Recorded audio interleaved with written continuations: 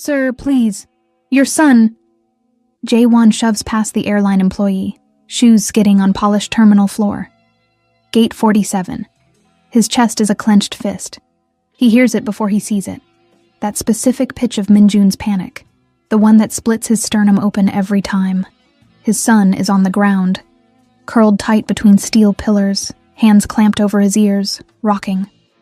The airplane backpack, navy with that stupid subway map print Minjun refuses to leave home without, lies 3 feet away like evidence of disaster. Overhead, gate announcements boom in synthetic cheer. Flight 804 now boarding. Final call for passengers. Too loud. Always too loud. Sweetheart, can you tell me your name? A flight attendant crouches near Minjun, voice sugary and useless. She reaches for his shoulder. Anya! Anya! Minjun screams, folding smaller. Jae-won's throat closes.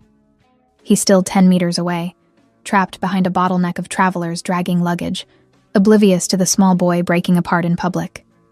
His phone buzzes. Ji-hoon, probably, asking where the hell he disappeared to mid-meeting. He silences it, pushes harder through the crowd. Then he sees her, a woman in a beige blazer and black dress pants, carry-on abandoned mid-corridor. She moves differently, slow, deliberate, like she's underwater. Doesn't rush toward Minjun. Crouches a full meter away, respecting the radius of his crisis. She pulls a scarf from her neck, drapes it over her arm to create a visual shield against the chaos. Jae-won stops. The woman's voice cuts through the noise, low and steady as a bass line. Hey, I see you. It's too loud, right? She doesn't wait for an answer. Takes out her phone, swipes, taps, sets it on the floor, not in Minjun's face, but in his line of sight. A video. A sleek bullet train gliding silent on tracks, rhythmic and predictable. Minjun's fingers uncurl, just slightly. The woman reaches into her bag, pulls out black over-ear headphones, offers them palm up like a truce. She doesn't speak again, just waits.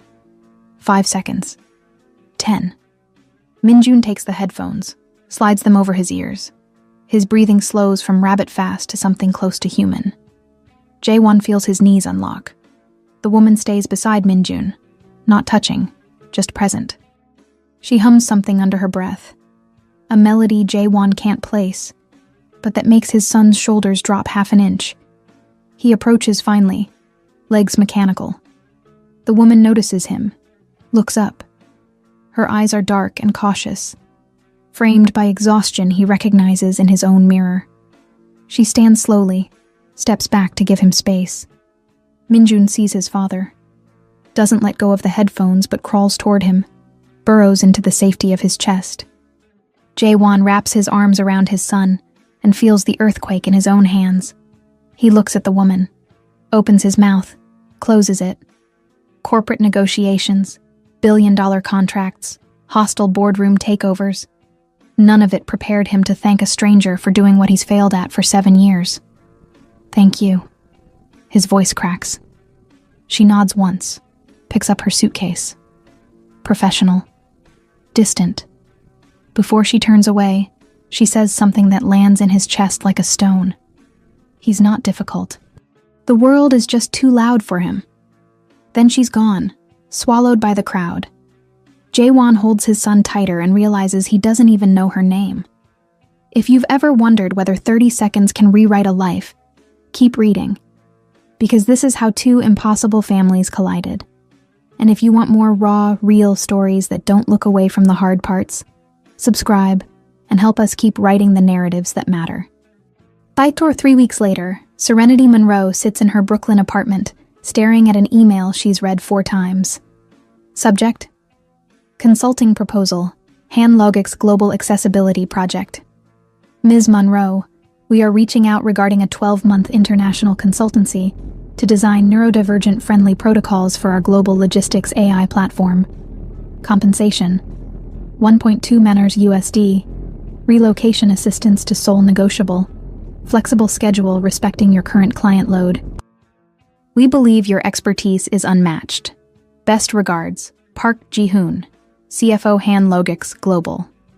Serenity closes the laptop, leans back against the couch. Across the room, Malachi is on the floor with his sketchbook, tongue between his teeth, coloring Saturn's rings in gold gel pen. "Mommy, do you think Saturn ever gets lonely?" he asks without looking up. "Why would Saturn be lonely, baby?" "Because it has all those rings, but no one close enough to touch." Serenity's chest tightens. "Maybe the rings are how it protects itself." Malachi considers this, nods, goes back to coloring. Grace's voice echoes from the kitchen where she's rummaging for snacks. "So, are you going to tell me why a Korean tech giant is offering you more money than God? Or do I have to guess?" "I don't know." "You don't know? Or you don't want to know?" Grace appears in the doorway, holding a bag of pretzels. She's still in scrubs from her hospital shift, hair tied up, eyebrow raised. "Because I looked them up. Han Logix is huge. CEO is that Han Jae-won guy. Forbes 40 under 40, blah blah blah." Serenity's stomach flips. It's probably random. "Girl, nothing about $1 million consulting offer is random." Grace drops onto the couch beside her, studying her face. "What aren't you telling me?" Serenity exhales. 3 weeks ago at JFK, I helped a kid who was having a meltdown. He was autistic. I calmed him down before his dad got there. Grace waits. The dad looked like he wanted to disappear into the floor. Really grateful, really overwhelmed. I didn't think anything of it. And the email signature says Seoul headquarters. The CEO is Korean. Serenity swallows. "Grace, what if it's him?" Grace stares, then laughs, sharp and incredulous. "Wait. You think a CEO tracked you down to offer you a job because you helped his kid?" "I don't know. Maybe. That's either the most romantic thing I've ever heard or the beginning of a psychological thriller." Grace crunches a pretzel. "What are you going to do?" Serenity looks at Malachi, still lost in his drawing. She thinks about the boy at the airport, Min-jun, she'd later learn, and the way his father's hands shook when he held him, the desperation in his eyes. She thinks about the rent increase notice stuck to her fridge, the waiting list for Malachi's next OT eval, the fact that she hasn't taken a real vacation in 4 years. She thinks about Marcus, her ex-fiancé who told her that Malachi's autism was manageable if she just tried harder, who suggested medication before understanding, who made her feel like her son was a problem that needed solving instead of a person who needed loving. She'd given Marcus back the ring on a Tuesday. Quiet. No drama. Just a realization that she would always choose Malachi, and Marcus would always resent that choice. That was 3 years ago. She hasn't dated since. "I'm going to say business only," she murmurs. "If I do this, it's work, nothing else." Grace snorts. Famous last words. "I'm serious. I won't put Malachi through that again." Some CEO feeling grateful doesn't mean he understands what it means to actually be in our lives. And if he does understand, then I'll deal with that when it happens. Serenity opens her laptop again, pulls up the email. But I'm not holding my breath. She types a response. Professional, boundary setting, clear. "Mr. Park, thank you for your interest. I'd be happy to discuss the consultancy. However, I need to be transparent. I'm a single mother with a son who has specific needs. My schedule is non-negotiable, and I cannot relocate permanently to Seoul. If those terms are acceptable, I'm interested in learning more. Best, Serenity Monroe, MS, OTRL." She hits send before she can second-guess herself. Grace reads over her shoulder. "You really went with the I have a kid and boundaries approach? If that scares them off, they weren't serious. And if it doesn't?" Serenity looks at Malachi, who's now drawing what appears to be a small figure standing on Saturn's rings. "Then I guess we find out." The response comes 4 minutes later. "Ms. Monroe, your terms are more than acceptable. They're admirable. Would you be available for a video call tomorrow at 2 p.m. EST? I think you'll find this project aligns well with your values.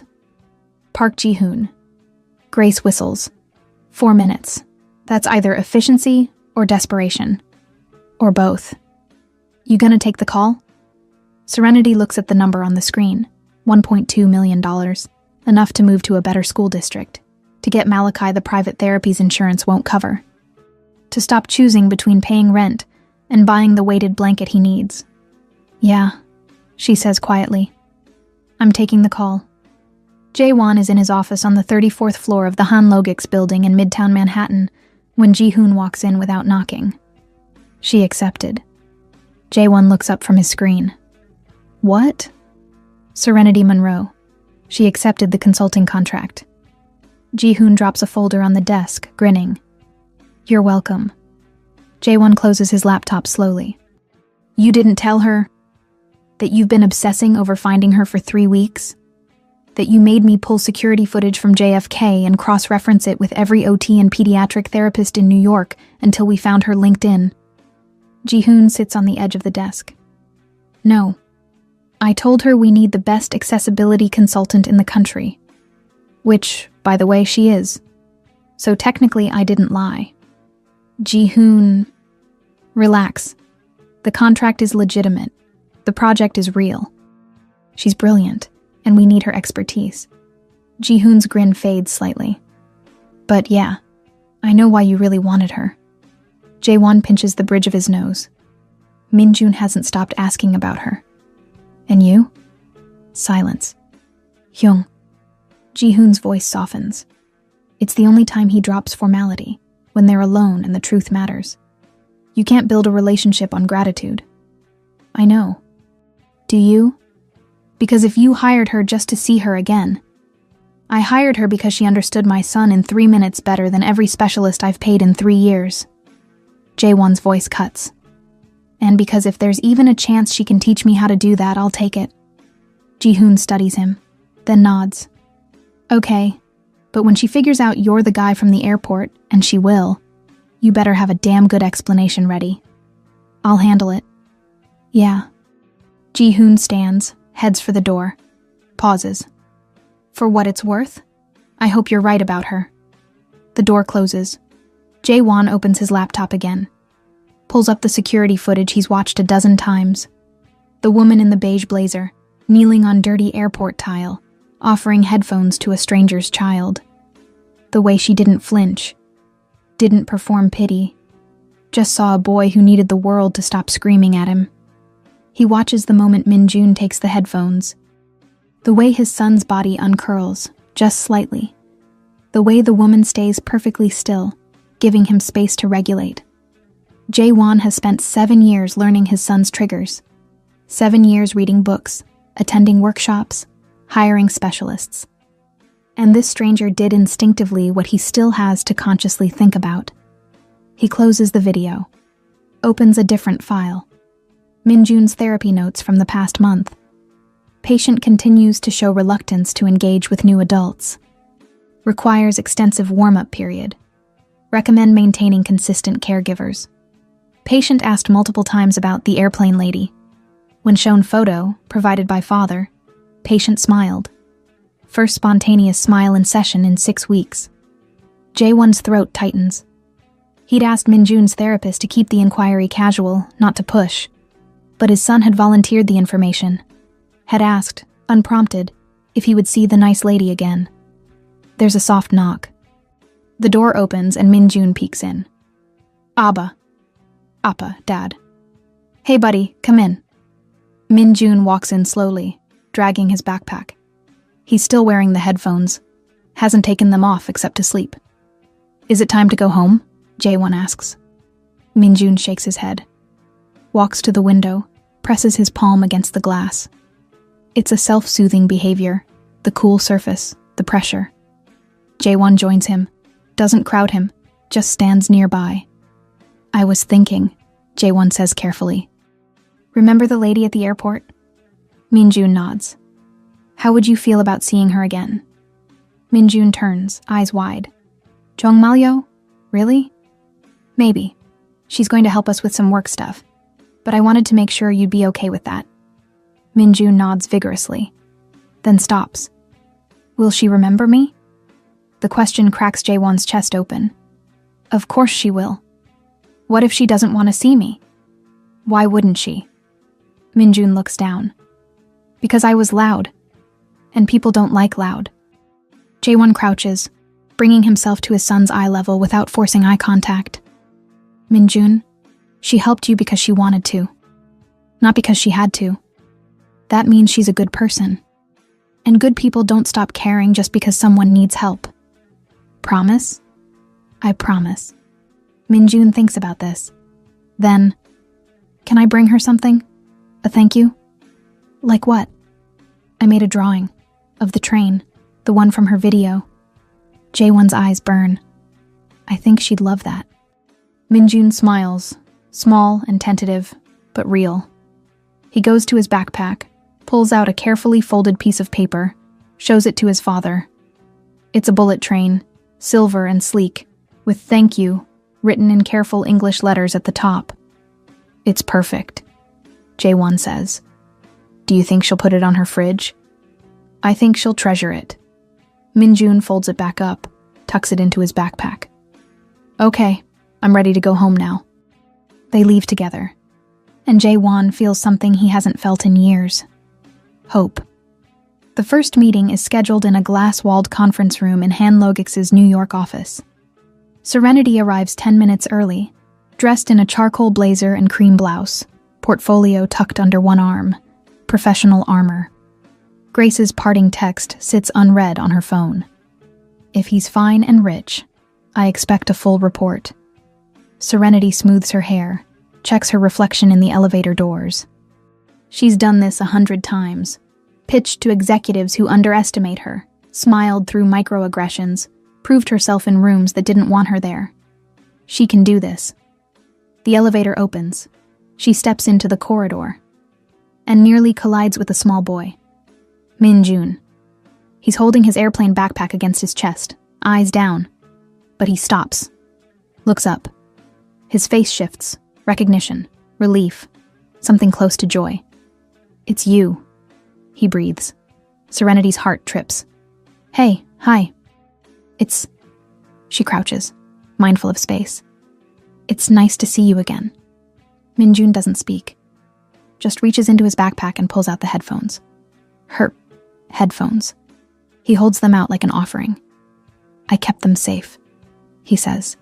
Abba, Dad said you might want them back. Serenity's throat tightens. You can keep them, sweetheart. They look good on you. Minjun smiles. It's small and quick, but it's there. Then, carefully, he pulls out the folded paper. I made you something. He hands it to her. She unfolds it slowly. The bullet train, the careful lettering, the specificity of the details. He'd drawn every window, every line of the body. Minjun, she whispers. This is beautiful. Do you like trains? I like anything that makes people happy. And this train made you happy, right? He nods. Then I love it. Minjun. Jaewon's voice, calm but tense. He steps out of a nearby office and the air shifts. He's in a navy suit, no tie, and when his eyes land on Serenity, something flickers across his face. Surprise, guilt, hope. Serenity stands, stares. You, she says slowly. Ms. Monroe. Jaewon bows slightly, formal. Thank you for coming. She doesn't move. You're the CEO. Yes. You hired me. Yes. Her jaw tightens. Was this whole thing... Did you track me down? Ji-hoon appears in the doorway behind Jaewon, looking sheepish. Okay, before anyone gets mad, let me just say that we legitimately need an accessibility consultant, and you are legitimately the best. Did you use your son to manipulate me into taking this job? Serenity's voice is ice. No. Jaewon steps forward, and she sees it. The exhaustion, the desperation. I used my resources to find the person who helped my son when I couldn't. The job is real. The project is real. If you want to walk away right now, I'll pay the cancellation clause in full and you'll never hear from me again. Serenity looks at Minjun, who's watching them both with wide, worried eyes. His hands are starting to flap.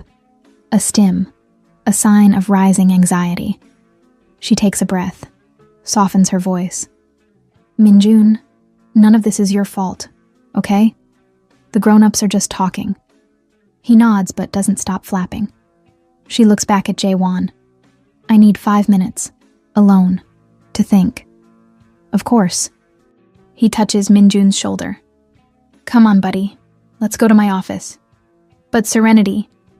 She'll be here when we get back, I promise. Minjun looks at her. She nods. I'll be right here. He follows his father reluctantly. Ji-hoon lingers. For what it's worth, he hasn't been able to think about anything else since the airport. Neither has Minjun. That's not my problem. No, but maybe it could be your opportunity. Ji-hoon adjusts his glasses. Look, I've known Jae-won since college. I've never seen him like this. He's not trying to manipulate you. He's just desperate to understand his kid. And you're the first person who made that seem possible. So I'm what? A solution to his parenting problems? No. You're a lifeline. And whether you take it or not is up to you. But that little boy in there? He's been carrying your drawing in his backpack for 3 weeks. He sleeps with those headphones. He asks about you every single day. Ji-hoon heads toward the door. Just think about that. He leaves. Serenity sits in the conference room, surrounded by glass and steel and the weight of a decision she didn't ask to make. She pulls out her phone, calls Grace. Hey, how's the meeting? He's the dad. Silence. Then, what? The CEO. Han Jae-won. He's the father from the airport. He tracked me down. He hired me. Holy shit. Grace, what do I do? Do you think he's trying to manipulate you? I don't know. He says the job is real. Is it? Like, if you looked at the project details, would it make sense without the airport thing? Serenity opens her portfolio, pulls out the project brief Ji-hoon sent over, scans it. It's comprehensive, detailed, exactly the kind of work she specializes in, designing neurodivergent-friendly UX for complex systems. It's not busy work. It's not a vanity project. It's real. Yeah, she says slowly. It's real. Then maybe he's telling the truth. But he still tracked me down, Grace. That's not normal. No, it's not. But maybe neither is having a kid who finally trusts someone after years of therapy. Grace pauses. Ren, I'm not saying you have to take this job. But I am saying that maybe this guy isn't Marcus. Maybe he actually sees you for who you are. Someone who understands. Not someone who needs to fix things. Serenity closes her eyes. I'm scared. I know. But you're also brilliant and strong and capable of setting boundaries. So set them. Tell him what you need. And if he can't meet you there, walk away. Okay. Okay? Okay, I'm doing this, but my way. That's my girl. Serenity hangs up, sits for another minute. Then she stands, smooths her blazer, and walks to Jae-won's office. She knocks. Come in. She opens the door. Jae-won is at his desk. Minjun is in a corner, noise-canceling headphones on, drawing. I'm staying, she says. Jae-won's whole body sags with relief. Thank you. But we're doing this my way. Business only. You don't get to thank me for the airport. You don't get to make this about anything other than work. And Minjun. She looks at the boy. He's not part of meetings unless it's actually relevant to his needs. I won't have him used as leverage. Agreed. And if at any point I feel like you're crossing a line, I'm gone. No discussion. Understood. She sits down. Then let's talk about this project. They work for 2 hours. It's professional. Focused. Jae-won defers to her expertise, asks thoughtful questions, takes notes. And Minjun, in the corner, draws quietly, occasionally looks up at Serenity, smiles. When the meeting ends, Serenity packs up her materials. Minjun approaches, holds out another drawing. It's her, recognizable even in a child's simple lines. She's smiling. This is how I remember you, he says. From the airport. Serenity's eyes burn. Can I keep this too? He nods. Thank you, Minjun. As she leaves, Jae-won walks her to the elevator. I really am sorry. he says, for not being upfront. Just don't do it again. I won't. The elevator opens. She steps in. Ms. Monroe, Serenity. She turns. He trusts you. I don't know why, but he does. And that's not something I take lightly. Then don't break it. The doors close. Serenity rides down 34 floors and lets herself breathe. The project is sprawling, designing sensory-friendly UX for Hanlogix's global logistics AI, which coordinates shipments across 30 countries. Serenity spends her first week auditing their existing platform, taking notes in a leather-bound notebook she's had since grad school. Jaewon is professional, distant, polite. He sits across from her in meetings, asks clarifying questions, defers to her expertise. He doesn't mention the airport, doesn't bring Minjun into the office again. It should be fine. It's not fine. Because every time she glances up, she catches him watching her. Not with attraction, but with the same desperate attention he'd had that night. Like he's trying to reverse engineer what she did, bottle it, take it home. On day 4, she stays late to finish a wireframe. The office is empty, except for the hum of servers and distant cleaning carts. She's debating whether to order delivery when Jaewon appears in the doorway. You're still here. She doesn't look up. So are you. I live here mostly. He hesitates. Can I ask you something? Is it about the project? No. Then no. Silence. She hears him start to leave, then stop. He listens to that playlist every night, Jaewon says quietly. The one you played at the airport. He asks for it by name. Silk Roads. I didn't know music could do that for him. Serenity sets down her pen. Turns. Jaewon is leaning against the doorframe, and for the first time, she sees past the suit, sees the father who's been white-knuckling through every day. It's not the music, she says. It's the predictability, the pattern. Autistic kids, autistic people, process the world differently. When everything is chaos, patterns are lifelines. I should know that. Why? Because he's my son. Because I've read every book, hired every specialist. His voice fractures. And a stranger did in 3 minutes what I can't do in 3 years.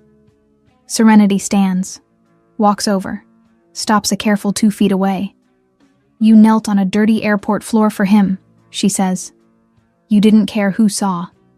You didn't perform. You just held him. That's not nothing. Jaewon looks at her, and she sees wetness at the corners of his eyes. I don't know how to do this, he admits. I don't know how to be enough for him. Then stop trying to be enough. Just be present. How? By stopping the constant optimization. By accepting that some days will be hard and that's okay. By letting him see that you're human too. She softens. You know what Minjun told me the other day? He said you work too much because you're trying to make the world quieter for him. He thinks that's why you're always tired. Jaewon's face crumples. He said that? He sees more than you think. And he doesn't need you to be perfect. He just needs you to be there. I am there. Physically, yes. But emotionally, you're so busy trying to fix things that you're not actually experiencing them with him. Serenity crosses her arms. When's the last time you just sat with him? No agenda, no therapy goals, just existed together? Jaewon doesn't answer. That's what I thought. He exhales shakily. Will you teach me? Teach you what? How to just be with him without trying to fix everything. Serenity studies him. This powerful man, brought to his knees by love for his son. It's the most human thing she's seen in years. That's not in my contract, she says finally. I know. I'm asking anyway. Why? Because you're the only person who's ever made it seem possible. And because I'm out of options and pride, and I'll take help from anywhere at this point. The raw honesty of it disarms her. Fine, she says. But not here. Not in your office where you're the CEO. Somewhere neutral. Where? Do you know that park near the Brooklyn Bridge? The one with the sensory playground? I can find it. Saturday, 10 a.m. Bring Minjun. No assistants, no security, just you two. What are we doing? Learning how to play. Saturday morning is overcast and cool. Serenity arrives at the park with Malachi, who's clutching his sketchbook and buzzing with excitement. Is the airplane boy coming? He asks for the 7th time. Yes, baby. Minjun is coming. Can I show him my new drawing of Jupiter? Of course. They find a bench near the playground. Malachi immediately starts setting up, laying out his colored pencils in order, opening his sketchbook to a fresh page. Jaewon and Minjun arrive 10 minutes later. Minjun sees Serenity and his face lights up. He doesn't run, too much sensory input. But he walks quickly, purposefully. Hi, he says. Hi, Minjun. She gestures to Malachi. This is my son, Malachi. Malachi looks up, waves. Hi. I'm Malachi. I like planets. I'm Minjun. I like trains. Do you want to see my Jupiter drawing? Minjun nods. They sit at the picnic table. Malachi shows Minjun his sketchbook. Minjun pulls out a folded piece of paper, a hand-drawn subway map, meticulously detailed. They don't talk much after that. Just exist side by side, sharing space. Serenity and Jaewon sit on a bench 20 feet away, watching. He never does this, Jaewon says quietly. Does what? Initiates, shares. He's always parallel, next to other kids, but not with them. Malachi's the same way. Serenity watches her son point at something in the sketchbook, watches Minjun lean closer to look. I think they understand each other. Because they're both autistic? Because they both know what it's like when the world doesn't make sense. They don't have to explain themselves to each other. They can just be. Jaewon is quiet for a long moment. I envy that. Envy what? The ease. The acceptance. I spend so much time trying to understand Minjun that I forget to just accept him as he is. That's common, especially for neurotypical parents. We think understanding equals control. But with autistic kids, control is an illusion. Acceptance is the only way forward. How did you learn that? Serenity smiles sadly. The hard way. I spent Malachi's first 5 years trying to make him fit into a world that wasn't designed for him. Forcing eye contact. Punishing stims. Pushing social interactions he clearly didn't want. Her voice gets rough. I was so focused on making him normal that I didn't see how much I was hurting him. What changed? He stopped talking to me, completely, for 2 weeks. And I realized I'd rather have my son, exactly as he is, than some neurotypical version I was trying to create. She wipes her eyes. So I started listening. Really listening.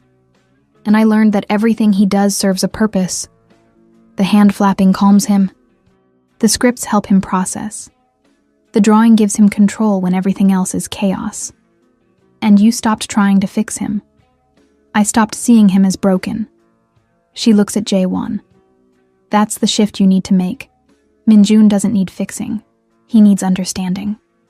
But what about his future? His ability to function independently? Define function. Define independence. Because those are neurotypical constructs. Maybe independence for Minjun looks different than independence for a neurotypical kid. Maybe he'll need support his whole life. And maybe that's okay. Jaewon's hands clench. My mother would never accept that. Then your mother doesn't get a say. It's not that simple. It is, actually. You can either prioritize Minjun's authentic self, or you can prioritize other people's comfort. But you can't do both. Before Jaewon can respond, both boys appear in front of them. We're hungry, Malachi announces. Minjun nods. Can we get tteokbokki? Tteokbokki, spicy rice cakes. There's a food cart near here, Jaewon says. Is that okay? Serenity looks at Malachi. You good with trying something new? Malachi considers. Is it crunchy or soft? Soft, Minjun says. And spicy, but not too spicy. Okay, I'll try it. They walk to the food cart together. The boys lead. Serenity and Jaewon follow. Thank you, Jaewon says quietly. For this. Don't thank me yet. We're just getting started. They spend 2 hours at the park. The boys eat, draw, climb on playground equipment designed for sensory needs. Jaewon watches, takes mental notes, starts to relax. At one point, Minjun falls while climbing, skins his knee, starts to cry. Jaewon moves to intervene, but Serenity touches his arm. Wait. Malachi crouches next to Minjun. Doesn't touch him, just sits nearby. I fall a lot too, Malachi says. It hurts, but then it stops hurting. Minjun sniffles. Really? Really? Do you want to see my scar? Malachi rolls up his sleeve, shows a faded mark on his elbow. I got this last year. It hurt for 3 days. Now it doesn't hurt at all. Minjun touches the scar gently. Okay. Do you want to sit for a minute? Minjun nods. They sit together on the ground. After a minute, Minjun stands. I'm ready now. Okay. They go back to playing. Serenity looks at Jaewon. See? He didn't need you to fix it. He needed space to process and a friend who understood. Jaewon's eyes are wet. I would have jumped in, made it worse. Most parents would. But you're learning. When they finally leave, Minjun hugs Malachi goodbye. It's quick and awkward, but genuine. Can we do this again? Minjun asks. Malachi looks at Serenity. She looks at Jaewon. Yeah, Jaewon says. We can do this again. As they walk away, Minjun takes his father's hand. I like them, Abba. Me too, buddy. Me too. The play dates become regular. Every Saturday. Same park. Same routine. The boys develop their own language. Not verbal, but gestural. A tilt of the head means I need space. A tap on the shoulder means look at this. Parallel play that somehow feels deeply connected. Serenity and Jaewon talk more about parenting, about autism, about the impossible weight of raising kids who see the world differently. My ex-wife left when Minjun was 4, Jaewon says one afternoon. The boys are at the playground. The adults are on their usual bench. I'm sorry. She said it was genetic, that I'd given him defective genes. His voice is flat. She refused to accept the diagnosis, kept insisting he was just shy, just delayed, that if we pushed him harder, he'd be normal. Jesus. I didn't fight her when she left. I was relieved. He looks at Serenity. Does that make me a terrible person? It makes you human. She sends money, never calls. Minjun doesn't ask about her anymore. Does he remember her? I don't know. We don't talk about it. Jaewon runs a hand through his hair. His therapist says that's bad, that I should bring it up. But I don't know how. What are you afraid of? That he'll ask why she left, and I'll have to tell him it's because of who he is. Serenity's chest aches. You don't have to say that. But it's true. No, it's true that she couldn't handle it. That's her failure, not his. How do I explain that to a 7-year-old? Honestly, simply. You tell him some people aren't strong enough to love the way he needs to be loved. And that's not his fault. Jaewon is quiet. My mother paid her to leave. Serenity's head snaps up. What? I found out 6 months ago. My mother gave her $2 million to divorce me quietly. No scandal. No public disclosure of Minjun's diagnosis. His hands shake. She thought she was protecting us, protecting the family name. Did you confront her? I tried. She doesn't see it as wrong. She sees it as pragmatic. That's not pragmatism, that's control. That's my mother. Serenity processes this. Does Minjun know? No, and I don't know if I should tell him. Not now. But eventually, yeah. He deserves the truth. I'm afraid it'll break him. Kids are more resilient than we think, and secrets are heavier than truth. Jaewon looks at her. You're good at this. At what? Seeing through the noise. Cutting to what matters. I've had practice. They sit in comfortable silence, watch their sons play. Can I ask you something? Jaewon says. Depends. Why did your ex leave? Serenity tenses. That's personal. I know. You don't have to answer. She's quiet for a long moment. Then, he didn't leave. I ended it. Why? Because he saw Malachi as a project, something to manage. He kept suggesting therapies that were basically torture. ABA that punished stimming, social skills groups that forced eye contact. When I said no, he accused me of limiting Malachi's potential. Her voice hardens. He told me I was being selfish, that I was choosing my comfort over my son's future. That's bullshit. I know, but it still hurt. Do you regret it? Ending it? Never. But I regret believing him for as long as I did. I regret the year I spent trying to make Malachi fit into Marcus's vision of normal. You were doing your best. My best hurt my kid. And then you changed. That's what matters. Serenity looks at him. Really looks. And sees not a CEO, not a stranger, but a father who's as terrified and exhausted as she is. Thank you, she says. For what? For getting it. I don't. Not really. But I'm trying. That's enough. Malachi runs over, breathless. Mommy, Minjun wants to know if we can go to his house next time. Serenity looks at Jaewon. He looks back. Is that okay? Minjun asks, appearing beside Malachi. We'd have to ask your dad, Serenity says carefully. Jaewon nods. You're both welcome. Anytime. The boys cheer. And just like that, the boundaries shift. The first visit to Jaewon's apartment is overwhelming. It's enormous. Floor-to-ceiling windows, minimalist furniture, a kitchen bigger than Serenity's entire apartment. Everything is white and chrome and sterile. Malachi's eyes go wide. Whoa. Minjun takes his hand.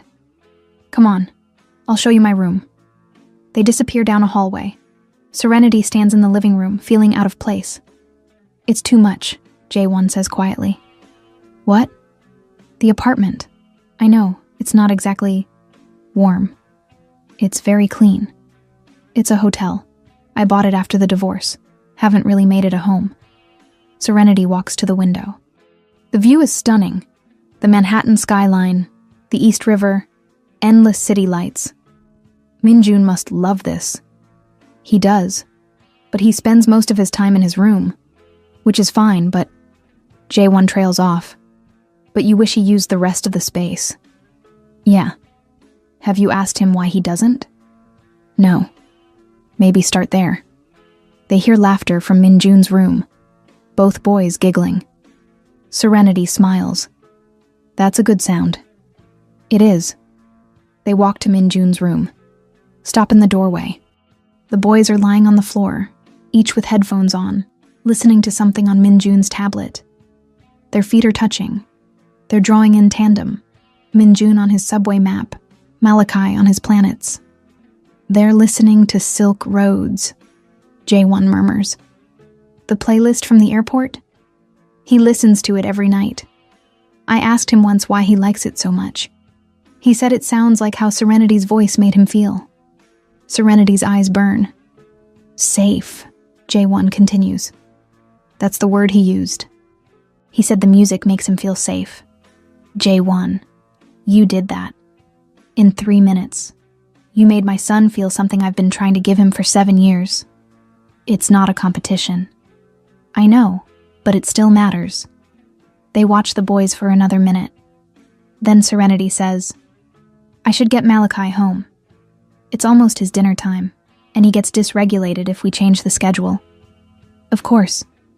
She walks into the room, crouches near Malachi, taps his shoulder.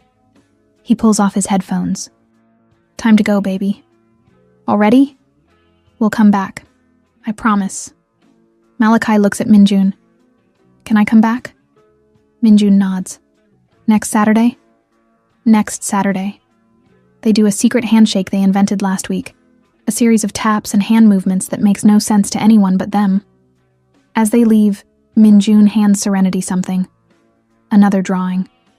This one shows 4 stick figures, 2 tall, 2 small, all holding hands. That's us, he says. Together. Serenity can't speak, just nods.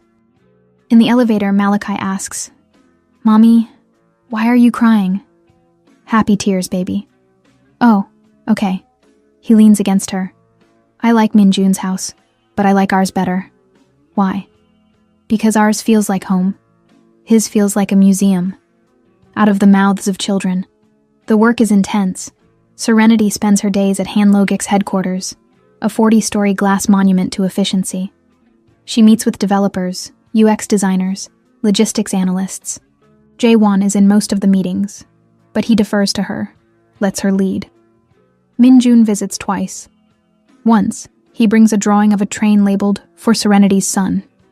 She takes a photo, sends it to Malachi, who immediately draws a constellation labeled "For Minjun Zappa." The boys communicate through their art. The adults communicate through careful professionalism. On day 9, Jaewon invites her to dinner. "There's a place I want to show you," he says. "Not corporate. Just a place I go when I need to think." It's a traditional restaurant in Insadong, tucked down an alley, low lighting and private rooms. They sit on floor cushions, shoes left at the door. A server brings banchan, then disappears. "This is beautiful," Serenity says, looking around at the exposed wooden beams, the traditional paintings on the walls. "My father used to bring me here, before he..." Jaewon trails off. "Before he decided I was old enough to be useful instead of loved." Serenity sets down her chopsticks. "What happened?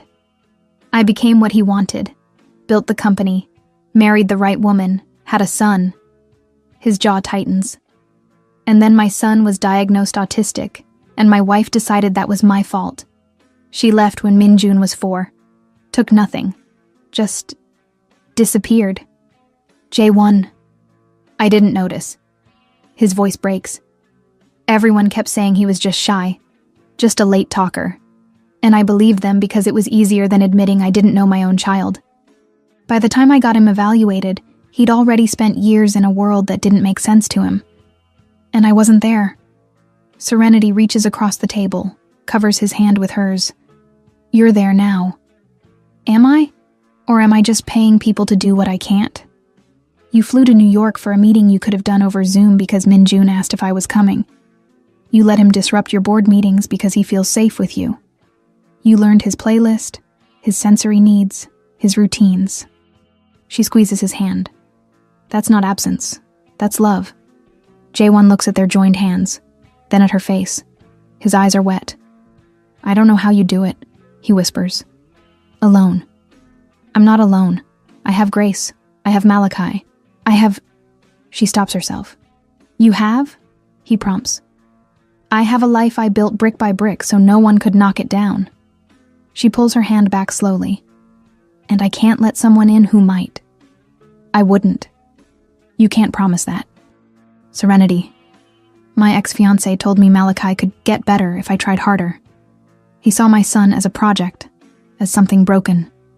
Her voice shakes. "So I chose Malachi, and I swore I'd never let anyone make me choose again." Jaewon leans forward.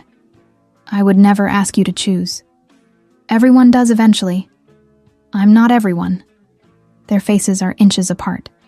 His eyes drop to her mouth. She sees the intention, feels her breath catch. He leans in. She pulls back, stands abruptly. "I can't." "Serenity. I'm sorry. I can't." She grabs her bag, hands shaking. "Thank you for dinner. Please don't. I need to go. I need to check on Malachi. I need..." Her voice breaks. She leaves before he can stop her. Outside, the night air is cold and sharp. She walks 3 blocks before she realizes she doesn't know where she is. Seoul at night is a maze of neon and crowds, voices in a language she doesn't speak. She pulls out her phone with trembling fingers, orders a car, stands shivering on a corner in a city that isn't hers. Her phone buzzes. Jaewon. "I'm sorry. I shouldn't have." She stares at the screen. Types nothing. Another text. "You're right. I can't promise I won't hurt you, but I can promise I'll try not to. If you let me." She closes her eyes, feels tears slip down her cheeks. The car arrives. She climbs in, gives the driver the address of the guest house in broken English, and hand gestures. When she gets back, Malachi is asleep in their room, peaceful and safe. She sits beside his bed and watches him breathe. Her phone buzzes again. This time, it's Grace. "How's Soul?" Serenity types back. "Complicated. Did something happen?" "He kissed me. Almost." "Almost?" I pulled away. "Why?" "Because I'm terrified." 3 dots appear, disappear, appear again. Of getting hurt or of being happy? Serenity stares at the question for a long time. She doesn't answer. She avoids him for 2 days, buries herself in work, responds to emails at midnight, takes meetings in different conference rooms, doesn't answer his calls. On day 11, she's walking back to the guest house when she notices people staring. Not casual glances, pointed looks, whispers behind hands. Her phone explodes. Texts from Grace. "Are you seeing this?" Texts from Jihoon. "Call me, now." 7 missed calls from Jaewon. She opens her social media. Her stomach drops. It's a photo. Her and Jaewon leaving the restaurant in Insadong, his hand on her back. The angle makes it look intimate, like they're a couple sneaking away from the world. The headline, Han Logic CEO's Secret Foreign Romance. The comments are worse. Gold digger. He's using her for diversity PR. What about Korean women? She probably trapped him. Look at her. She's not even pretty. Another black woman going after Asian men for money. The slurs get worse from there. Serenity stops reading after the 5th racial epithet. She sits on a bench outside a convenience store. Can't breathe. Her phone rings. Jaewon. She answers. "Serenity, I'm so sorry. Did you know they were following us?" "No, I swear. I need to go home. Please don't. I can't do this. I can't put Malachi through this. I can't." Her voice breaks. "I should never have come here. Serenity, please. Let me fix this." "You can't." She hangs up. She books the next flight out, packs in 10 minutes, wakes Malachi gently. "Are we going home?" he asks, groggy and confused. "Yes, baby. But Minjun? We'll see him later, I promise." "Did I do something wrong?" "No. No, baby, you didn't do anything wrong." She holds him tight. "Sometimes grown-ups make things complicated. But it's not your fault." He nods against her shoulder. She calls Grace, sobbing while packing. "Come home," Grace says. "Right now." She's at Incheon Airport by dawn, waiting at the gate when Jaewon appears, out of breath, still in yesterday's clothes. "Don't go." She doesn't look at him. "I have to. I'll release a statement. I'll tell them it was a business dinner.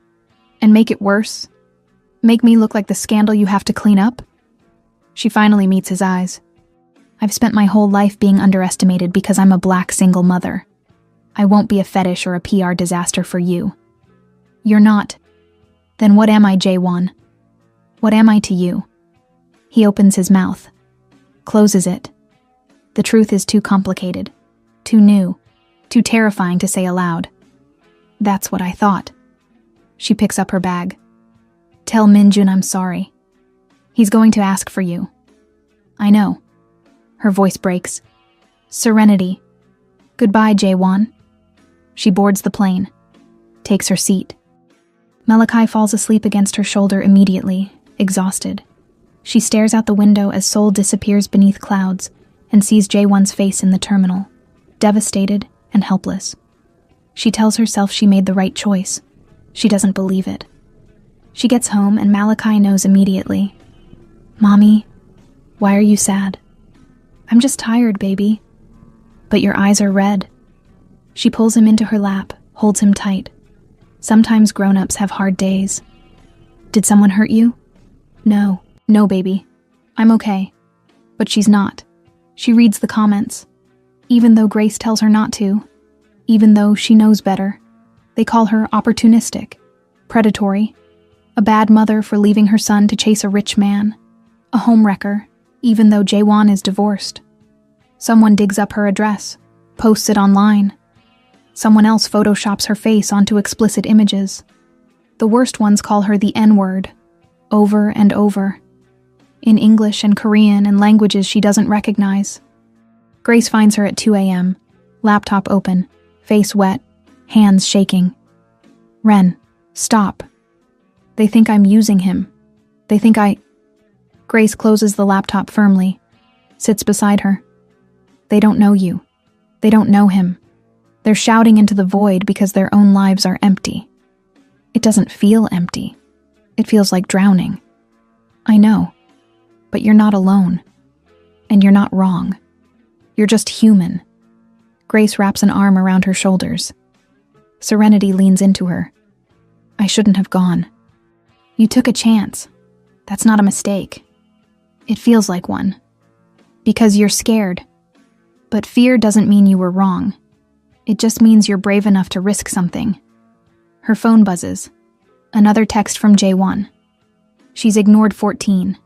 This one says, Minjun hasn't eaten in 2 days. He keeps asking where you went. Her chest cracks open. She doesn't reply. Grace reads over her shoulder. Jesus, that poor kid. I can't be responsible for him. I have my own son to protect. I know. But Ren, what if protecting Malachi doesn't mean pushing everyone else away? What if it means showing him what it looks like when adults work through hard things? He's 7. He doesn't need to see me fall apart. He's already seeing you fall apart. You've been crying for 3 days. Serenity wipes her face. I don't know what to do. Then don't do anything yet. Just breathe. Let yourself feel it. And when you're ready, decide. Another text from Jaewon. I'm not giving up. On you. On us. On whatever this could be. Take all the time you need. But know that we're here. Waiting. Serenity reads it 5 times. Then she turns off her phone and goes to bed. Jaewon is in his office at midnight when his mother walks in. Lee Yuna. 70 years of elegance and control, dressed in a tailored hanbok, expression carved from stone. We need to talk. Jaewon doesn't look up. Not now, Aomioni. Aomioni, mother. Now. She sits across from him, posture perfect. I saw the articles. Who is she? A consultant. Don't insult my intelligence. He finally looks at her. What do you want me to say? I want you to end this before it destroys everything we built.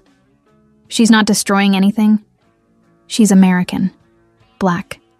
A single mother. Yuna's voice is surgical, cutting without raising in volume. Do you understand what the board will say? What our shareholders will think? I don't care. You should.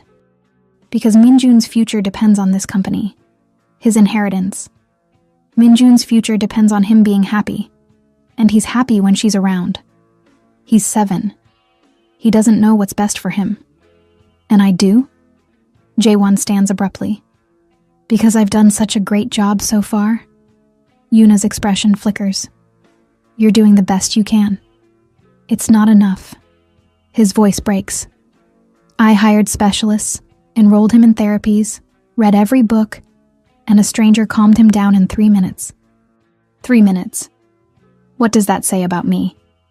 It says you needed help, and now you have it.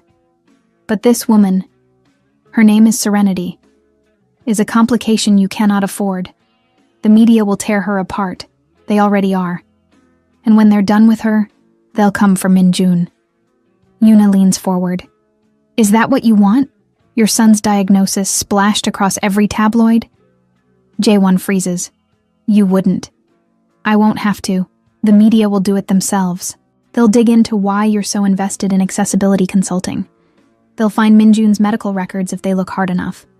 They'll make him a spectacle. Then I'll protect him. By doing what? Taking out injunctions against every news outlet in Korea? In America? You can't control this. Then I'll learn to live with it, because I'm not giving her up. Yuna stares at him. You love her.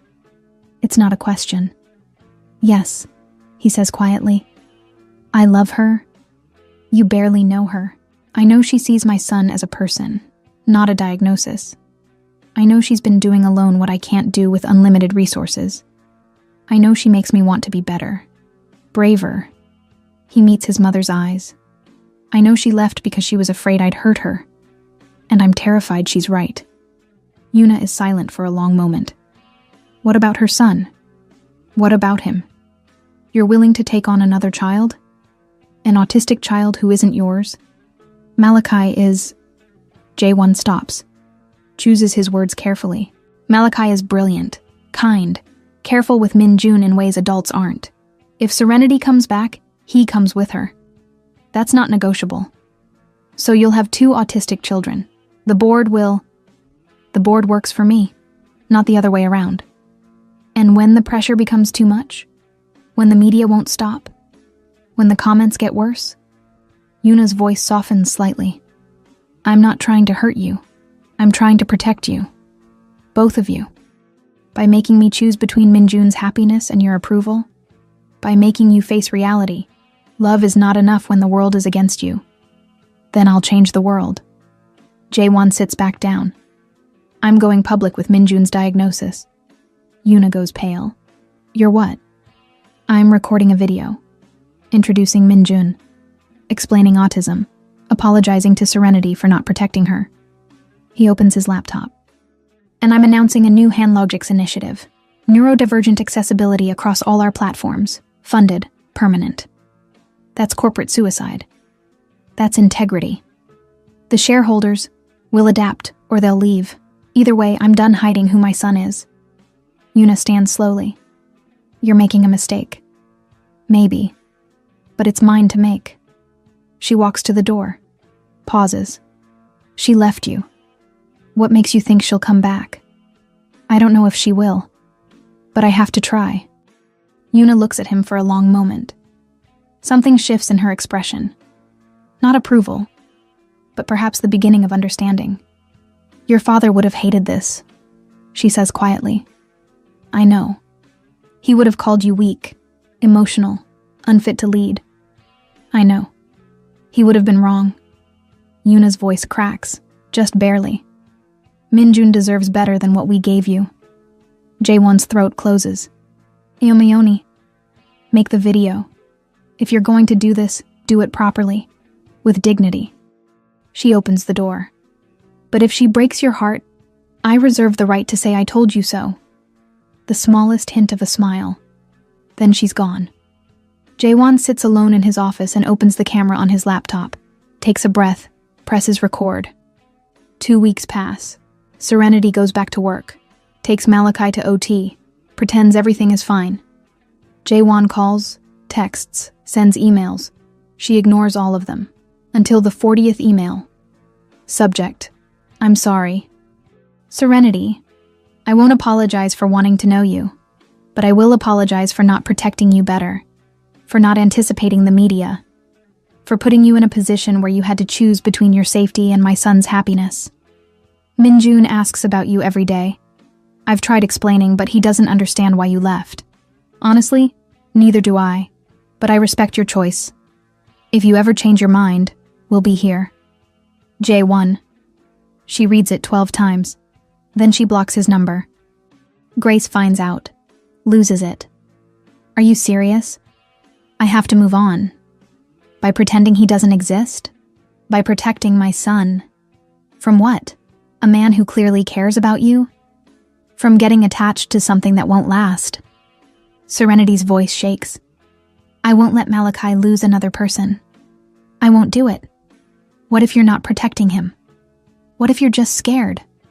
Serenity doesn't answer. That night, Malachi asks, Mommy, can we call Min-jun? Not tonight, baby. Why not? Because it's complicated. But he's my friend. I know. Did I do something wrong? No. No, baby, you didn't do anything wrong. But Malachi's face crumples. Then why can't I talk to him? Serenity holds him while he cries and hates herself. She lies in bed that night, staring at the ceiling, wondering if she's making the biggest mistake of her life. Her blocked messages folder has 37 texts from Jae-won. She doesn't read them, but she doesn't delete them either. Jihoon finds Jaewon in the executive bathroom at 3 p.m., leaning over the sink, hands shaking. Hyung. Jaewon doesn't look up. He won't eat. Minjun? 3 days. He's drinking water, but he won't eat. I've tried everything. His safe foods, new foods, letting him pick. Nothing. Did you call his therapist? She said it's emotional regression, protest behavior. Jaewon's voice breaks. He thinks if he stops eating, serenity will come back. Jihoon exhales sharply. Jesus. I don't know what to do. Jaewon's knees buckle. Jihoon catches him, lowers him to the floor. Breathe. I can't do this. Yes, you can. I'm losing him, Jihoon. My son is disappearing and I don't know how to stop it. Jihoon holds his friend while he breaks apart. This man who commands boardrooms and billion-dollar deals, reduced to a terrified father on a bathroom floor. When Jaewon can breathe again, Jihoon says, "You need to fight for her. She blocked me. So find another way. She doesn't want me. She wants to protect her kid. That's not the same thing." Jihoon pulls him to his feet. Look, you can either sit here and let fear win, or you can show up. Really show up. Not with money or contracts. With the truth. What truth? That you love her, that you're terrified, that you'll fail 100 times but you'll keep trying. That's what she needs to hear. Jaewon wipes his face. What if it's not enough? Then you tried. But if you don't try, you've already lost. Jaewon looks at himself in the mirror. Red eyes, hollow cheeks, a man unraveling. Then he thinks of Minjun, of Serenity, of the way she looked at his son like he was whole. He pulls out his phone. What are you doing? Jihoon asks. Something I should have done weeks ago. The video goes live at 6 a.m. Seoul time, 5 p.m. New York time. It's filmed in Jaewon's living room. No suit. Just a gray sweater and exhaustion carved into every line of his face. Minjun sits beside him, headphones on, drawing quietly. He looks thinner, paler. My name is Han Jaewon. I'm the CEO of Han Logics Global, and this is my son, Minjun. He gestures to the boy, who looks up briefly, then back at his drawing. Minjun is 7 years old. He's autistic. And for a long time, I didn't know how to talk about that. He pauses, swallows hard. I was raised to believe that vulnerability is weakness, that asking for help is failure. So when Minjun was diagnosed, I threw money at the problem, hired specialists, read books, built routines. I thought if I worked hard enough, I could manage it. Minjun shifts closer to his father. Jaewon's hand comes up automatically, rests on his son's back. A gesture so natural, it's clear they've done this 1,000 times. But 3 months ago, Minjun had a meltdown at JFK Airport, and I couldn't help him. I stood there, paralyzed, while my son was in pain. And then a stranger, a woman I'd never met, did what I couldn't. She calmed him down. She saw him. Really saw him. His voice cracks. Her name is Serenity Monroe. She's a pediatric occupational therapist, a single mother, and one of the bravest people I've ever met. He looks directly at the camera. When photos of us leaked, she was attacked online, called names I won't repeat, accused of using me, and I said nothing. I let her walk away because I was afraid. He wipes his eyes roughly. I'm done being afraid. Minjun deserves better. Serenity deserves better. He glances at his son. Family isn't blood or nationality. It's who shows up when things fall apart. It's who sees you at your worst and stays anyway. Minjun looks up. Abba, is Serenity coming back? Appa, is Serenity coming back? Jaewon's face crumples. I hope so, buddy. Minjun nods solemnly. Goes back to drawing. Jaewon looks at the camera one last time. If you're watching this, Serenity, I'm sorry. I should have fought for you from the start. And if you give me another chance, I will. Every single day. I'll fight for you. For us. For what we could build together. He reaches over, stops the recording. The video is 3 minutes and 47 seconds long. Within 6 hours, it has 8 million views. Within 12 hours, it's trending worldwide. The comments are different this time. This is what real love looks like. He's setting a new standard for fathers. The world needs more men like this. There are still hate comments, still racist attacks on Serenity, but they're drowned out by support. By people saying, "Find her, fight for her, don't give up." Jaewon doesn't read any of it. He just waits. Serenity is at work when Grace texts her the link. "You need to watch this, now." She's in her car on lunch break, opens the link, sees Jaewon's face, presses play, watches the whole thing. By the end, she's sobbing so hard she can't see the screen. She calls Grace. He just... I know. Grace, he told the whole world. I know. What do I do? Whatever your heart tells you. Serenity drives home in a daze. Her phone won't stop buzzing. Notifications, messages, emails from reporters. She ignores all of it. When she gets home, Malachi is on the couch with Grace's phone, FaceTiming someone. "Malachi, who are you?" "Min-jun." Malachi's face lights up. "I missed you." Serenity freezes. On the screen, Min-jun is smiling. Actually smiling, though his face is drawn, his eyes tired. "I missed you too," Min-jun says quietly.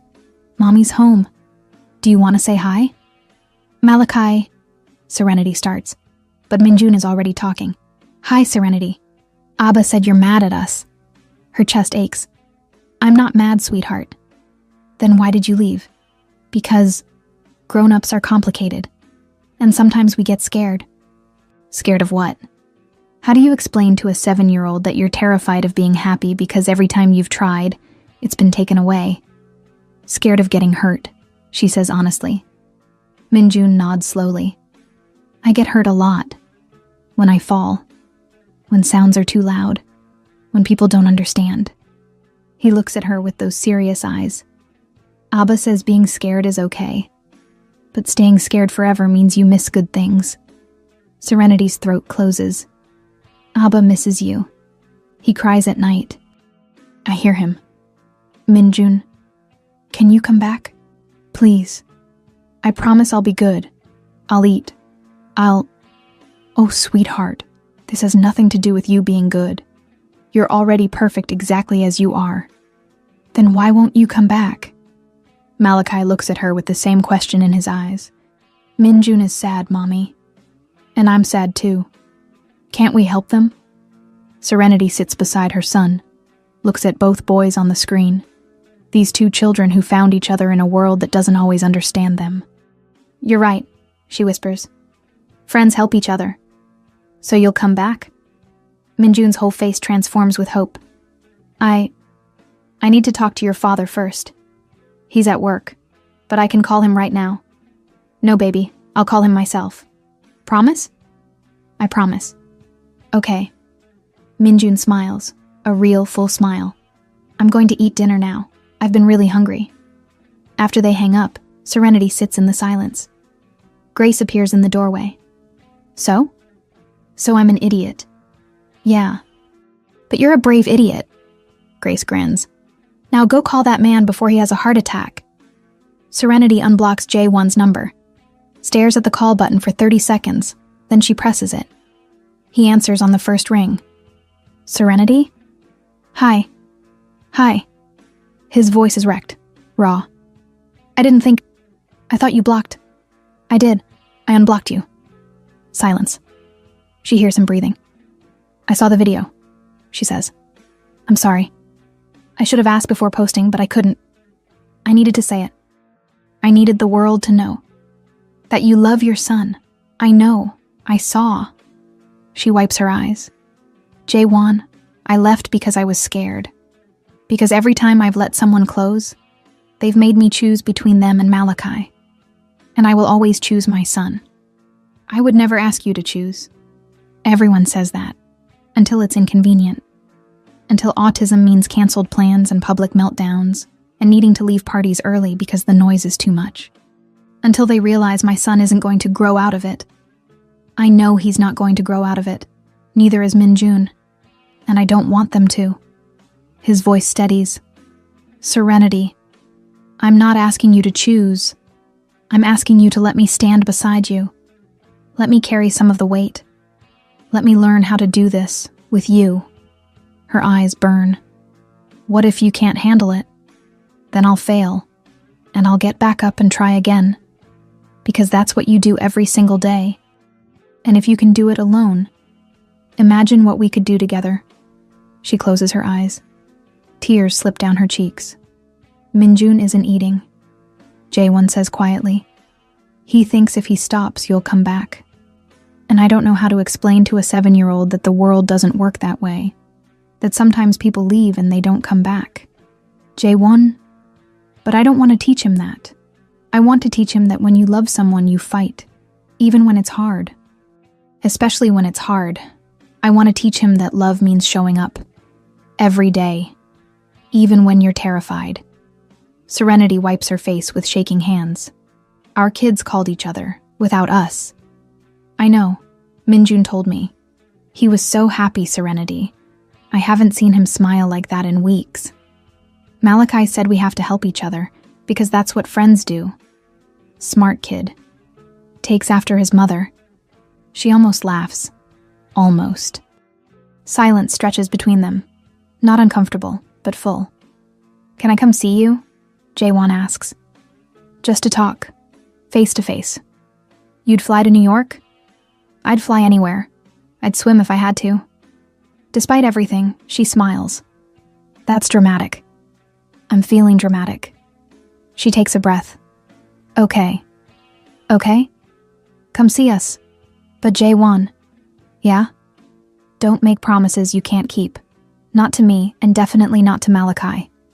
If you're not sure about this, about us, don't come. I'm sure. How can you be? Because I haven't been able to breathe properly since you left. Because Minjun asks about you 17 times a day. Because I watched that footage from the airport 100 times, and every time, I see the same thing. Someone who stopped when no one else did. Someone who saw my son and didn't flinch. His voice drops. Someone I want in my life. In our lives. If you'll have us. Serenity can't speak. Just nods, then realizes he can't see her.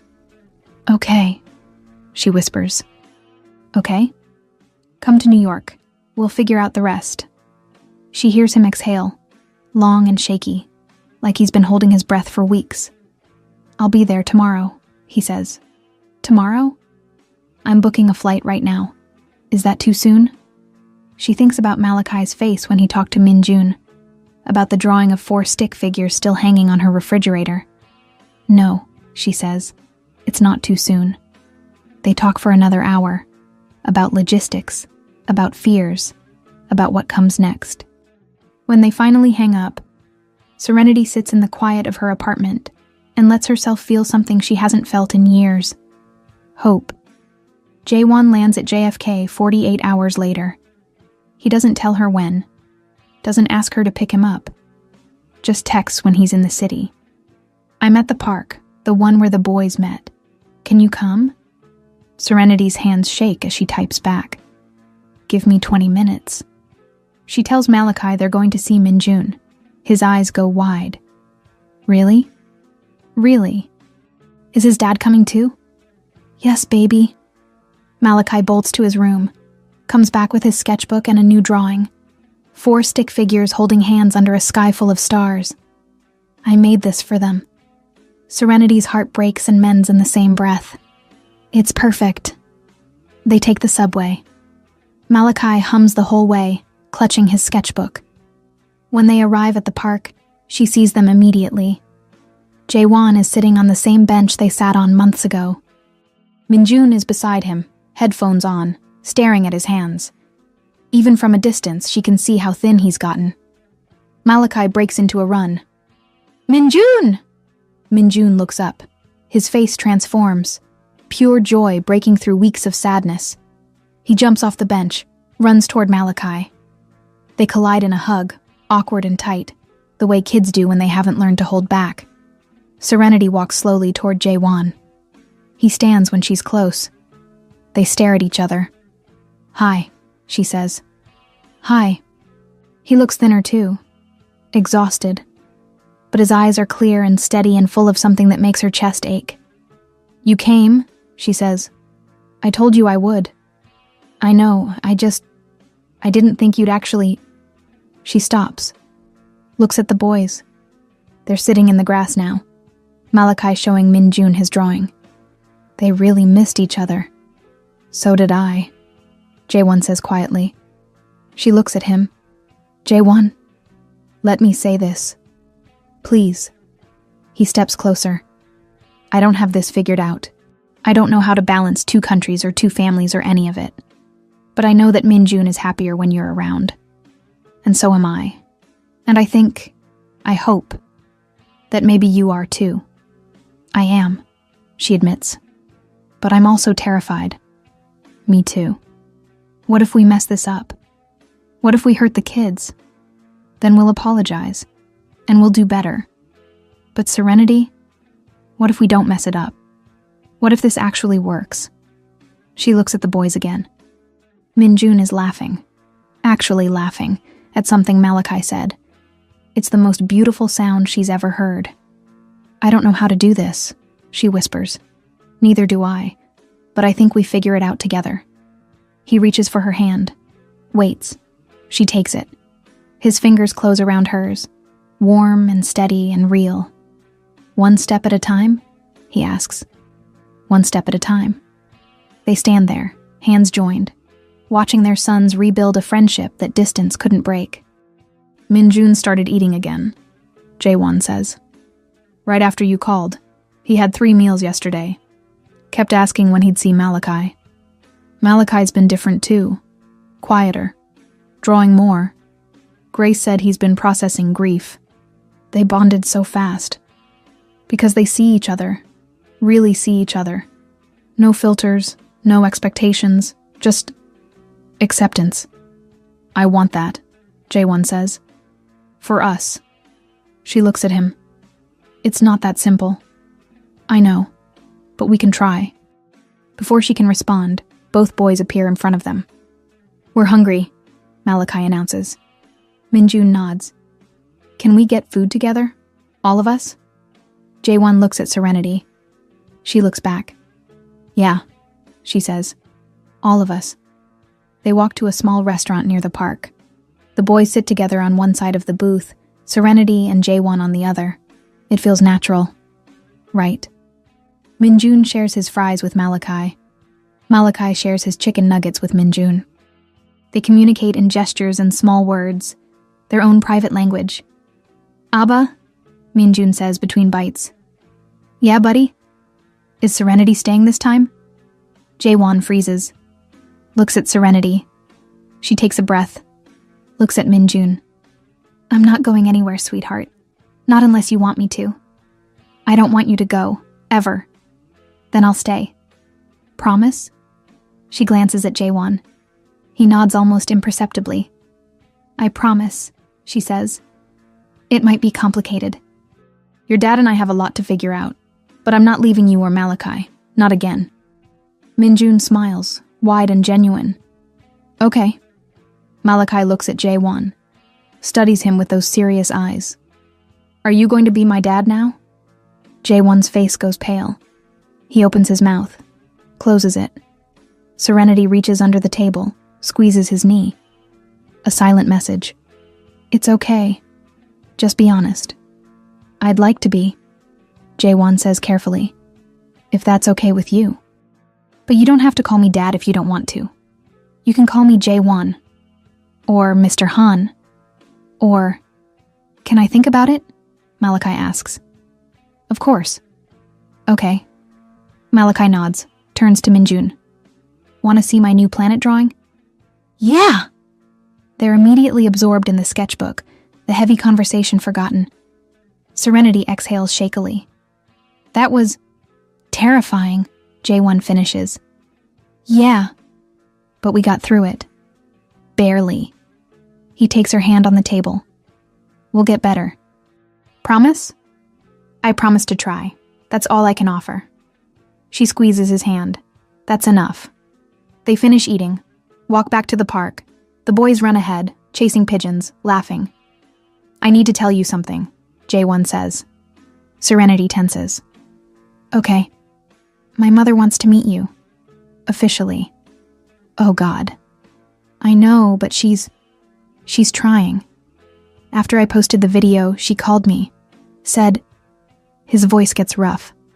She said Minjun deserves better than what they gave me. That I'm doing the right thing. That must have been hard for her. It was. She's not good at admitting she's wrong, but she's trying. When does she want to meet? Next month, in Seoul. But only if you're comfortable. No pressure. Serenity thinks about this. Can I bring Malachi? She'd be offended if you didn't. Then okay, we'll come. Jaewon stops walking. Really? Really. But Jaewon, yeah? If she makes one comment about Malachi's autism, or mine, or suggests we need to fix anything, I'm out. Immediately. Fair. And for the record, if she does that, I'll be the one to shut it down. Good. They reach the playground. The boys are on the swings side by side, pumping their legs. This is going to be complicated, Serenity says. I know. 2 countries, 2 cultures, 2 autistic kids, your mother, the media. I know. But I think... She looks at him. I think it might be worth it. Jaewon's whole face softens. Yeah? Yeah. He kisses her. Right there in the park, with their sons 20 feet away and the whole world watching. It's gentle, tentative, a promise. When they pull apart, Malachi is staring at them. Are you kissing? He asks, nose wrinkled. Yes, Serenity says, not apologizing. Gross. Minjun appears beside him. My Halmione says kissing means you love someone. Halmione, grandmother. Do you love Mommy? Malachi asks Jaewon. Jaewon looks at Serenity. Yes, very much. Oh. Malachi considers this. Okay then, that's good. He goes back to the swings, just like that. Serenity laughs, wet and relieved and impossibly happy. Well, that was easier than expected. Kids are practical, Jaewon says.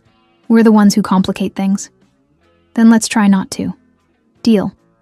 They sit on a bench watching their sons play. The sun sets over Brooklyn. The air cools. But neither of them moves. I'm still scared, Serenity admits.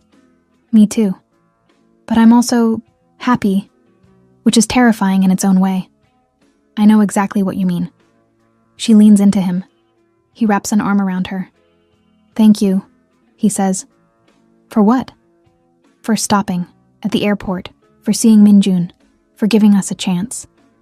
Thank you for fighting for me, for us. They sit in comfortable silence until the boys run over, ready to go home.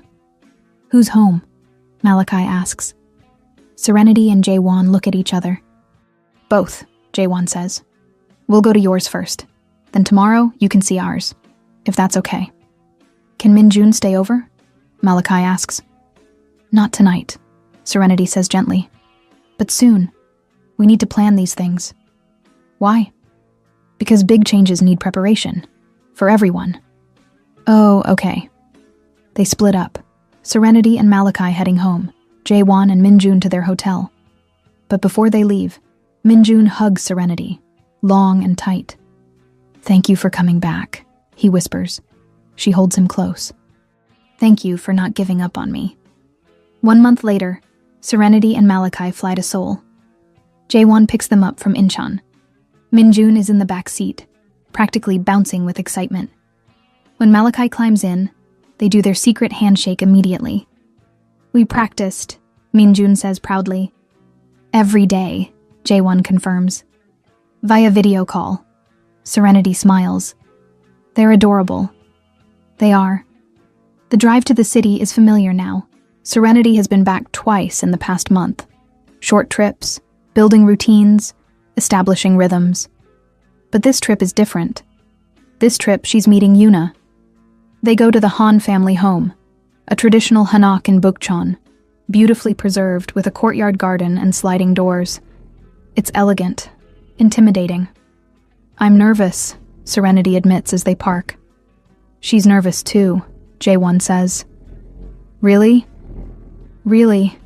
She called me 3 times yesterday to confirm protocols, what to serve, how to greet you. She's trying.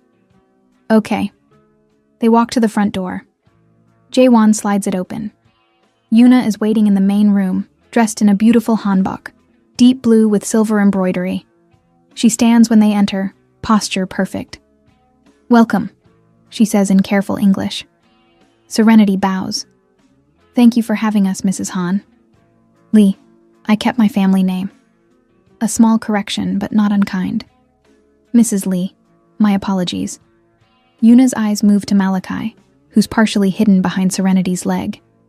You must be Malachi, Yuna says, voice softening. Malachi nods. Minjun talks about you constantly. Planets, correct? Malachi nods again. I have something for you. Yuna gestures to a low table. On it sits a book, a beautiful illustrated guide to the solar system in English. Malachi's eyes go wide. He looks at Serenity for permission. You can look, she says. He walks over, picks up the book carefully, opens it. His whole face lights up. Thank you, he says quietly. You're welcome. Minjun appears from another room, sees Malachi, runs over. They immediately sit on the floor with the book, pointing at pictures, talking in their shared language. Yuna watches them. Something shifts in her expression. Tea? She offers. Yes, thank you, Serenity says. They sit at the table. Yuna pours with precise, practiced movements. I owe you an apology, Yuna says without preamble. Serenity blinks. I'm sorry? For my initial reaction, for investigating you, for suggesting my son end your relationship. Yuna's hands are steady on the teapot, but her voice wavers slightly. I was protecting what I thought mattered. I was wrong. Mrs. Lee, please, let me finish. Yuna sets down the pot. I spent 50 years building this family's reputation. I thought that was love, protection. But when I saw the video, when I saw my grandson's face light up talking about your son, I realized I was protecting the wrong things. Serenity's throat tightens. Minjun has been different since he met you. More open, more joyful. He laughs now. Real laughs. Yuna's eyes glisten. I haven't heard him laugh like that since he was very small. He's a wonderful boy. Because of you. And my son. And your son. Yuna looks at the boys on the floor. They understand each other in ways we don't. And I think that's a gift. It is. Yuna meets her eyes. I don't know if I'll be good at this. At accepting difference. I was raised to value conformity, but I want to try. For Minjun. And for Malachi, if you'll allow it. Serenity's eyes burn. Of course. Then we have an understanding. They drink tea, talk carefully, about logistics, about holidays, about how to blend 2 families across continents. It's not perfect. There are moments of tension, of cultural misunderstanding, of awkwardness. But it's a start. Later, when the boys are playing in the courtyard, Yuna says quietly, My husband would have hated this. I'm sorry, Serenity says. Don't be. He was wrong about many things. I'm trying not to repeat his mistakes. Yuna watches Minjun show Malachi how to feed the koi fish in the pond. They deserve better than what we gave Jaewon. You love your son. I do. But love and damage aren't mutually exclusive. I damaged him with expectations, with pressure. I won't do that to Minjun. That takes courage. It takes witnessing joy I'd forgotten was possible. Yuna smiles, small but genuine. Thank you for bringing that back. Serenity doesn't know what to say, so she just nods. When they leave that evening, Yuna hugs Minjun and does something unexpected. She crouches to Malachi's level. Will you come back? She asks. Will you have more books? He asks. She laughs, a real laugh. Yes, many books. Then yes. Good. As they drive away, Jae-won is quiet. You okay? Serenity asks. My mother laughed. I heard. I haven't heard her laugh in, I don't know, years, maybe decades. Malachi has that effect on people. So do you. She takes his hand. They drive through Seoul, this city that's becoming familiar, becoming theirs, and she thinks maybe, just maybe, they can make this work. 3 months later, Serenity and Malachi split their time between New York and Seoul. It's not perfect. The logistics are exhausting. The time zones are brutal. But they make it work. Malachi enrolls in an international school in Seoul part-time. Minjun starts OT with a therapist Serenity recommends. The boys have playdates twice a week. Parallel play, shared silence, drawings exchanged like love letters. Jae-won and Serenity navigate their relationship slowly. No grand gestures. Just small moments, morning coffee, late-night talks, hands held under tables, stolen kisses when the boys aren't watching. Grace visits once, takes one look at Jae-won, and whispers to Serenity, Girl, you're in trouble. I know. Good trouble, though. Yeah, good trouble. One evening, Jae-won asks Serenity to stay in Seoul permanently. I can't uproot Malachi completely, she says. His whole support system is in New York. What if we split time? 6 months here, 6 months there? That's not sustainable long term. Then what is? She doesn't have an answer. They fight. Make up. Fight again. Work through it. Yuna offers a solution. Jae-won steps back from daily operations, transitions to remote leadership. Han Logix opens a New York office. He splits his time. I can't ask you to do that, Serenity says. You're not asking. I'm choosing. But your company will survive. My family won't. Not without you. He cups her face. I'm choosing you. Both of you. All of us. Serenity kisses him. Long and deep and full of promises they're both terrified to make but brave enough to try. 6 months after that conversation, they're at JFK Airport. Same terminal. Same chaotic energy. But everything is different. They're together. All 4 of them. Malachi and Minjun are wearing matching noise-canceling headphones. Blue for Malachi, red for Minjun. They're listening to the Silk Roads playlist, holding their respective backpacks, walking side by side. Serenity holds Jae-won's hand. He squeezes once. You okay? She asks. Yeah. You? Yeah. An announcement blares overhead. Minjun flinches. Malachi reaches over immediately, squeezes his hand. Minjun relaxes, squeezes back. Serenity's chest swells with love so fierce it hurts. They board the plane to Seoul. It's not home yet, but it's getting there. As they settle into their seats, Jae-won and Serenity in one row, the boys across the aisle together. Minjun turns to his father. Abba? Yeah, buddy? Is Serenity my Yama now? Iyama? Mom. Jae-won looks at Serenity. She looks back, eyes shining. What do you think? Jae-won asks gently. Minjun considers this seriously. Looks at Serenity. Can I call you Iyama? Serenity's voice breaks. If you want to, sweetheart, but you don't have to. You can call me Serenity. I want to call you Iyama. He pauses, uncertain. Is that okay? She can't speak, just nods, tears streaming. Malachi pipes up from across the aisle. Does that mean Mr. Jae-won is my dad now? Jae-won freezes, looks at Serenity, panicked. She laughs through tears. What do you think, baby? Malachi looks at Jae-won, studies him with those serious, assessing eyes. Do you promise not to leave? Jae-won's face crumples. I promise. I'll mess up sometimes. I'll make mistakes. But I will never, ever leave you. Either of you. Okay? Malachi nods decisively. Then yes. You can be my dad. Just like that. The plane takes off. The boys fall asleep quickly, heads tilted toward each other across the aisle, still holding hands even in sleep. Serenity leans into Jae-won's shoulder. He wraps an arm around her, kisses the top of her head. We're really doing this, she whispers. We really are. I'm still scared sometimes. Me too. But I'm also happier than I ever thought possible. Me too. She tilts her head up, looks at him. I love you. It's the first time she's said it out loud. His eyes go bright. I love you too. So much.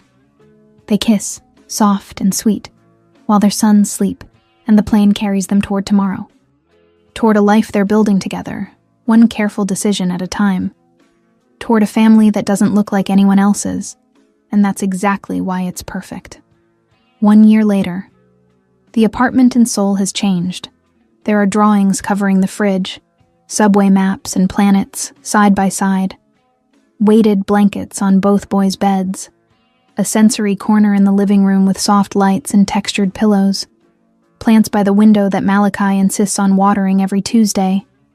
It looks like a home now. Serenity works remotely, consulting for companies across 3 continents. Jaewon leads Han Logics from wherever they are: New York, Seoul, sometimes London for conferences. The boys switch schools seamlessly, teachers trained in neurodivergent support in both cities. It's not perfect.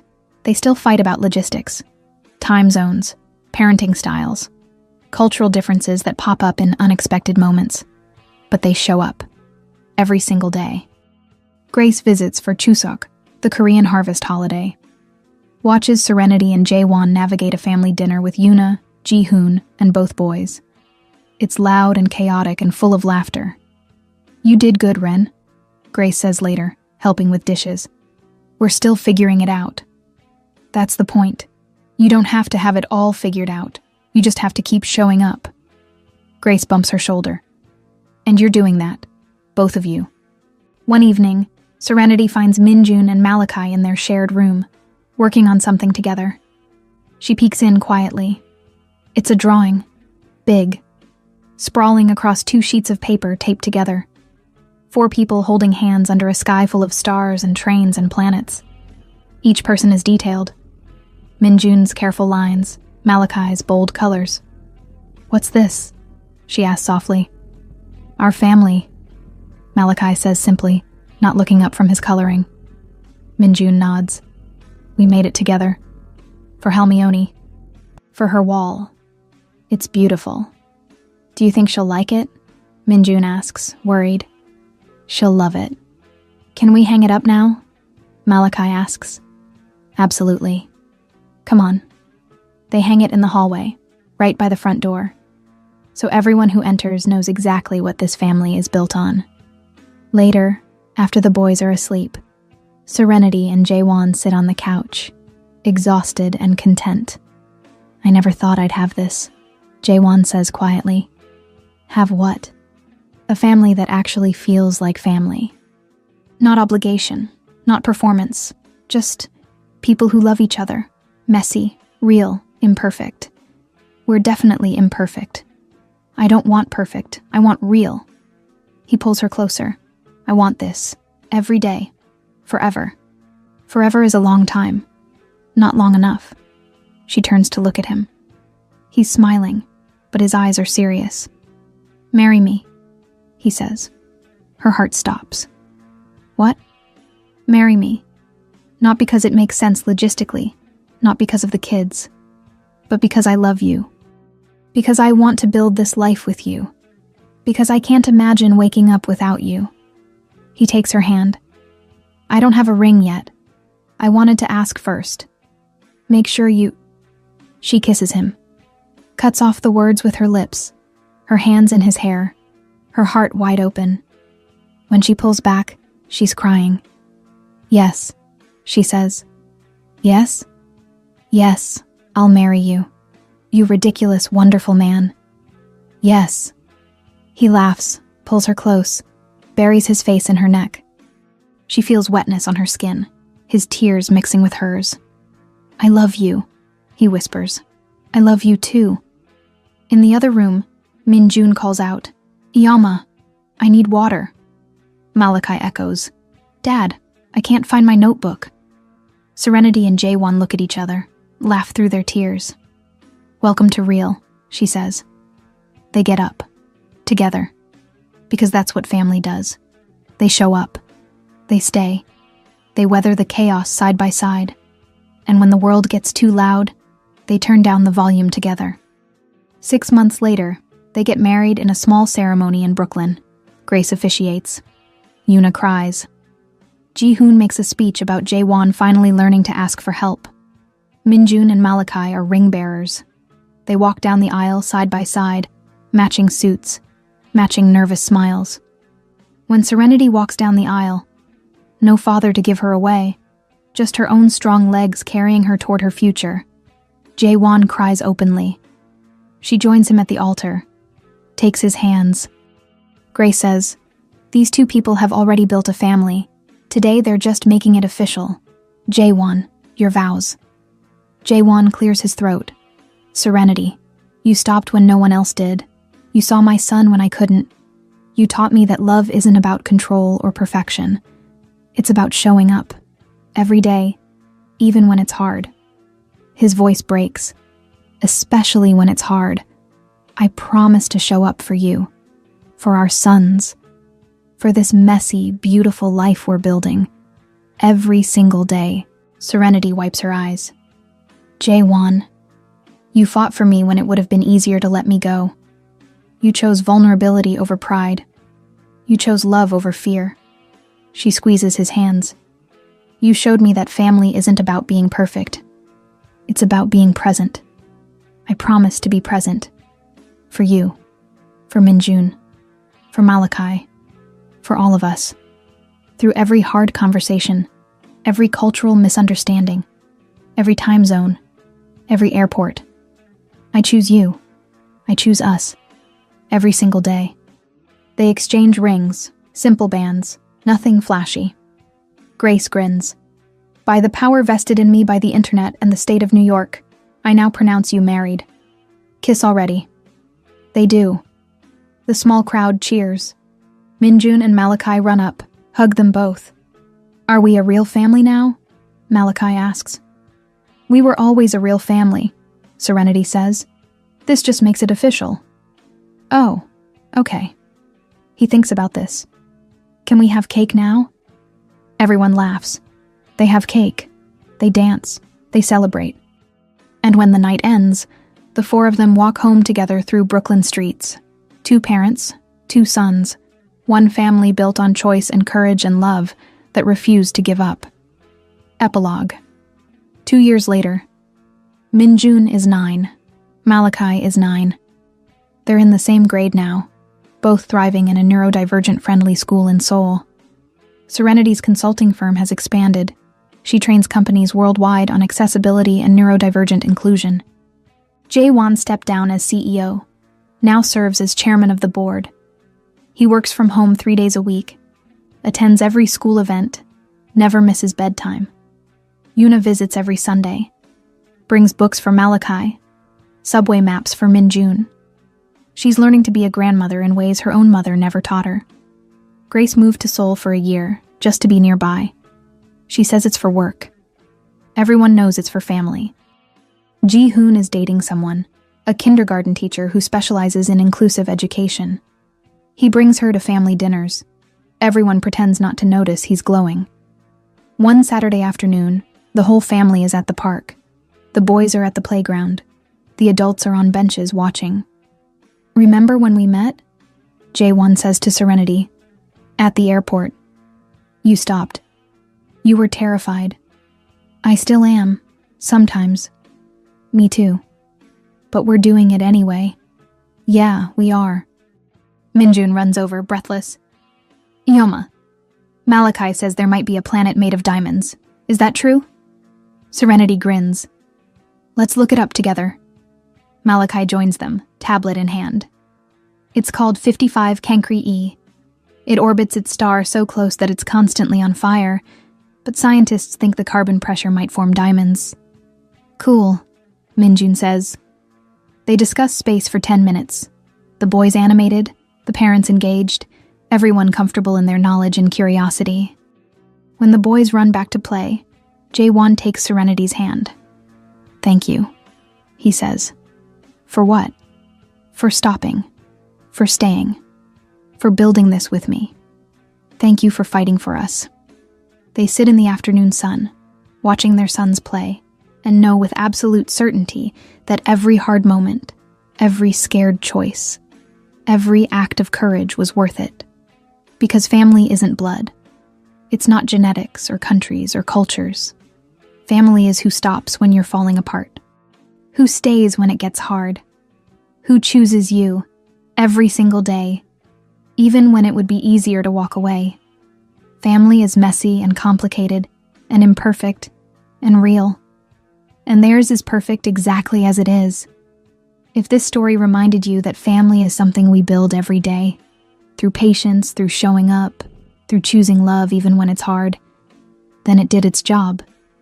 These characters aren't perfect. They're beautifully, messily human. And maybe that's the most powerful love story of all.